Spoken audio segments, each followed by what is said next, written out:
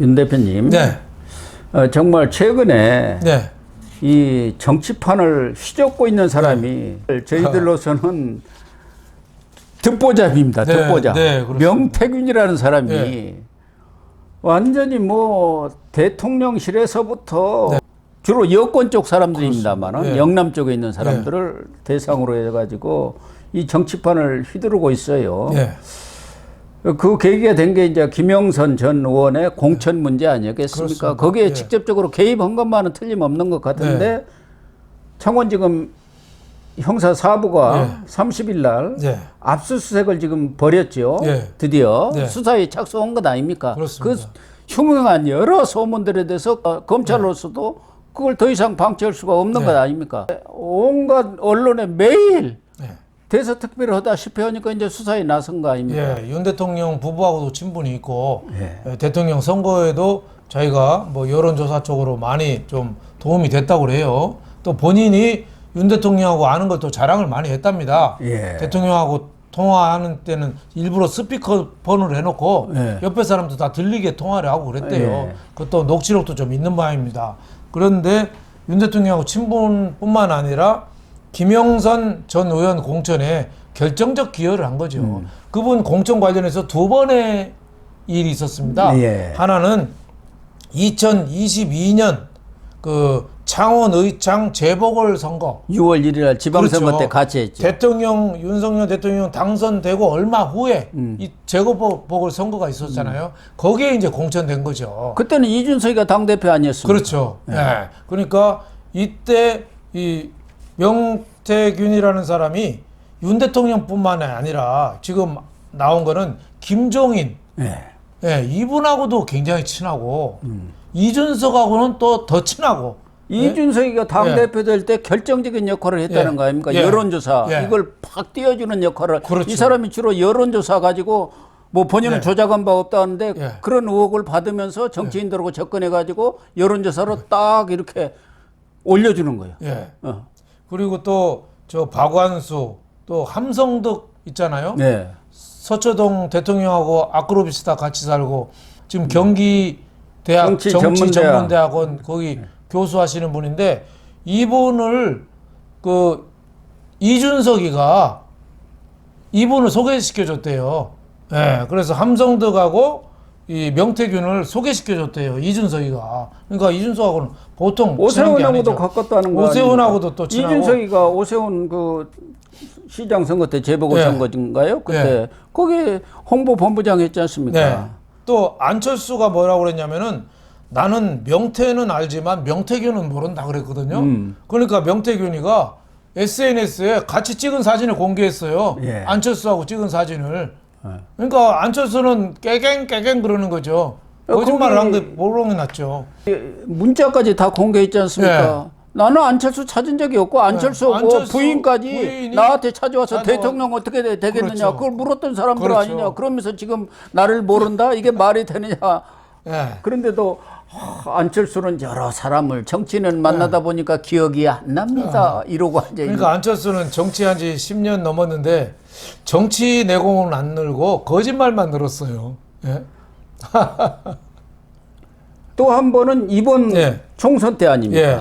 그렇습니다. 그러니까 명태균이가 김영선 예, 예. 전 의원하고 보궐선거 때 창원의창 보궐선거 때 김영선이가 저 일산 쪽에서 국회의원 했잖아요. 예. 비례대표하고 거기서 두 번인가 했는데 다시 저 창원의창 그거는 아무도 생각을 안 했어요. 근데 거기 내려가서 뭐 여성 우대 뭐 이래가지고 여성 의원이 받았어요. 없다 그렇죠. 해가지고 그렇죠. 이준석한테도 예. 뭐 명태균이가 힘을 예. 썼고 김건희 여사한테까지도 연락을 해갖고 받아버렸다는 거 아닙니까? 예. 지금 그래서 소문은 그렇죠. 그래서 뉴스토마토가 그렇게 보도를 하고 있죠. 국회의원 되고 세비 받은 거에 절반을 항상 매달 명태균한테 줬다는 거 아니에요? 지금 예. 그 자료 나온 거 보니까 2022년 8월 그러니까 6월에 당선되고 8월부터 2024년 2월까지 매월 월급의 절반을 명태균한테 보냈는데 그게 9,677만 6천 원이네. 예. 그러니까 이런 일이 어디가 있었어요? 그러니까 명태균이는 또 핑계를 이렇게 대요.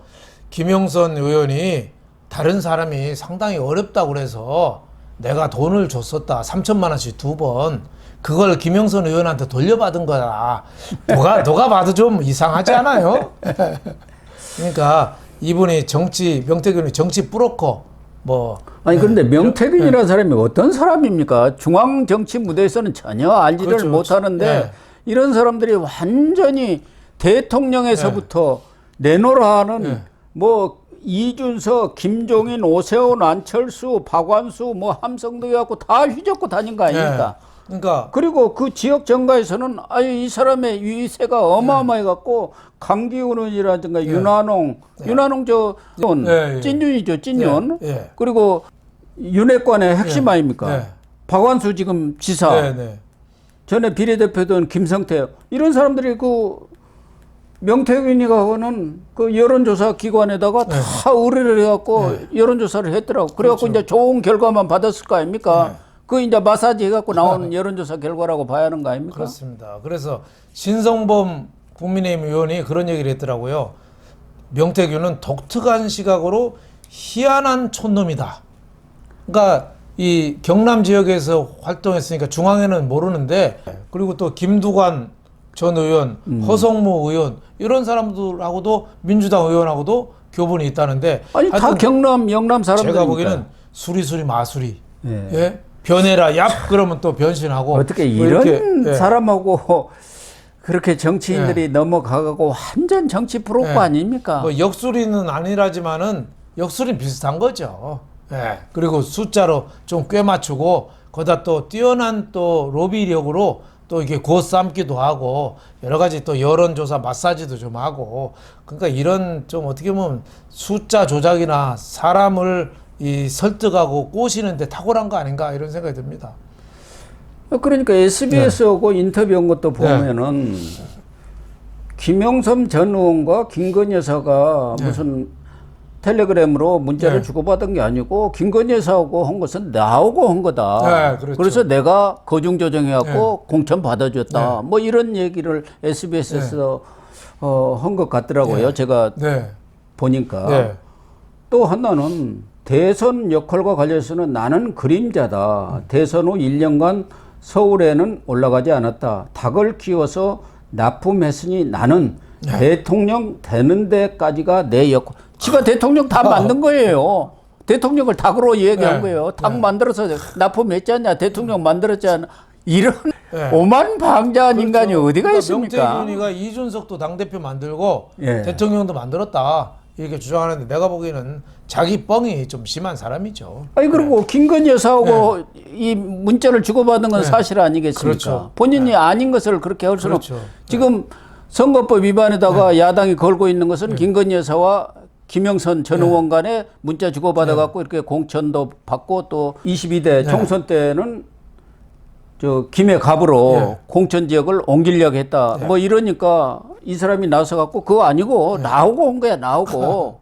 이렇게 지금 나선 거 아닙니까? 그렇죠. 2024년 공천은 안 된 거는 그건 어느 정도 설명은 돼요. 왜냐하면 김영선 의원이 전 의원이 하위 10%에 들어갔어요. 의원 평가에. 안 된 거고 개입을 했느냐 안 했느냐는 별개 문제죠. 그렇죠. 결과적으로는 공천은 안 됐지만은 또 뭐 그 선에 또 텔레그램이 또 왔다 갔다 하면은 또 뭐 개입에 대한 논란은 있을 수가 있죠. 어쨌든 또 이 사람은 이 김영선 전 의원을 개혁신당의 비례대표로 이렇게 또 추천을 하고 뭐 거기도 개입했다는 거 아닙니까? 그래가지고 이준석하고 김영선 전 의원하고 무슨 칠불사에서 거기서 만나고 천하람 뭐 의원하고 또 거기서 만나서 그 뭐 텔레그램 김영선이가 보여주면서 이거 터트릴 테니까 비례대표 뭐 1, 2번 줘라 뭐 이렇게 한 거죠. 그래서 이준석이는 뭐 3번 주겠다 하고 이제 서울로 올라왔다는 거 아닙니까? 그리고 천하람이는 거기서 남아가지고 뭐 이틀 동안 기자회견 그 문항까지 다 만들었는데 김종인이가 잘랐다는 거 아닙니까? 전직 의원 안 된다 해가지고 비례대표는 어떻게 또 줘요? 그러면은 개혁신당이 망한다 해가지고 잘라서 그렇지. 그렇지 않으면 줄 뻔했지 않습니까? 그렇습니다.